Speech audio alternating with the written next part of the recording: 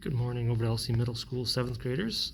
This is Mr. Woolley, and we are going to continue working on some of our fraction with operations, and we're going to have multiplying fractions and mixed numbers today. For number 1 here, we are going to take a look at 3/4 times 5/6. Now the good thing about multiplying with fractions is you don't have to worry about common denominators. Once you see you're multiplying with just fractions, you can multiply the tops and multiply the bottoms. So I could just take 3 times 5 and get 15, take 4 times 6 and get 24, and then go lowest terms and get 5/8. Now, a way that I recommend is using a cross-canceling method, where instead of having like big numbers at the end after you've multiplied and try to get them down to lowest terms, you can do that ahead of time in the problem. What we call cross-cancel.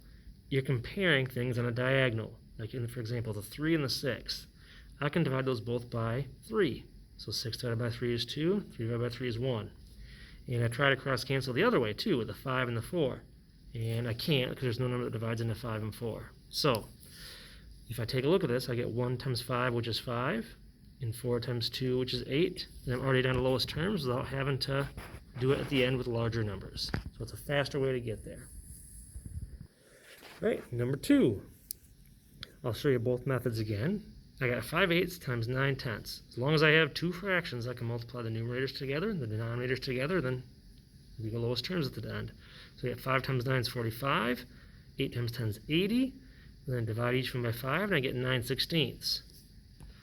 Or, if I try to cross-cancel, at the start of the problem, 5 and 10 are both divisible by 5. So divide by 5, and I get 1. And then 10, if I divide by 5, I get 2.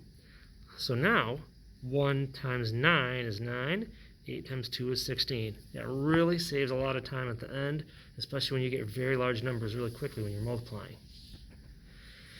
All right, now what do we do when we have a whole number times a fraction? Well, we put a 1 under the whole number, so it becomes 8 over 1 times 4 over 7. Now I can't cross-cancel with 8s and 7s or with a 4 and a 1, so I'm just stuck multiplying the numerators and the denominators. So 8 times 4 gives me 32 across the top, and in the bottom, 1 times 7 gives me a 7.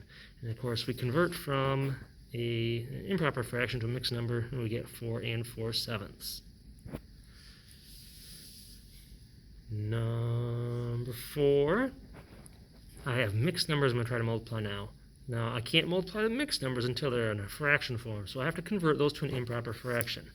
So if you remember our skills from a few weeks ago, 2 times 2 gives me 4, plus 1 gives me 5, so it turns into 5 over 2. And over here, 3 times 3 gives me 9, plus 1 gives me 10. So really it's 5 over 2 times 10 over 3. And you'll notice I've already started to cross-cancel here.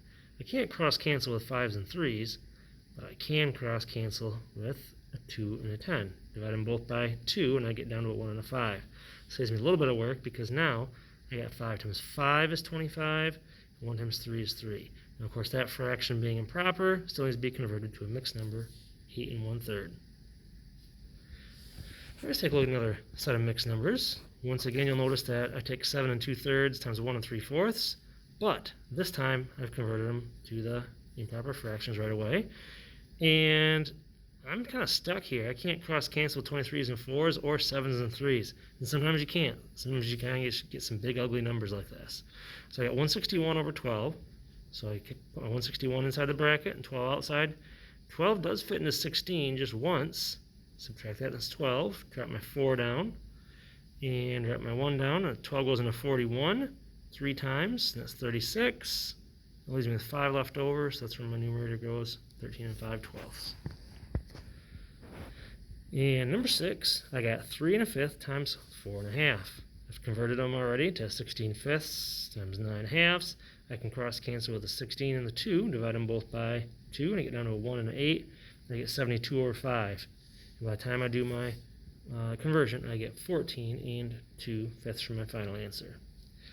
All right, now here's a couple for you guys to try on your own. You can pause the video while you're writing these down, and then you can check your answers in just a minute.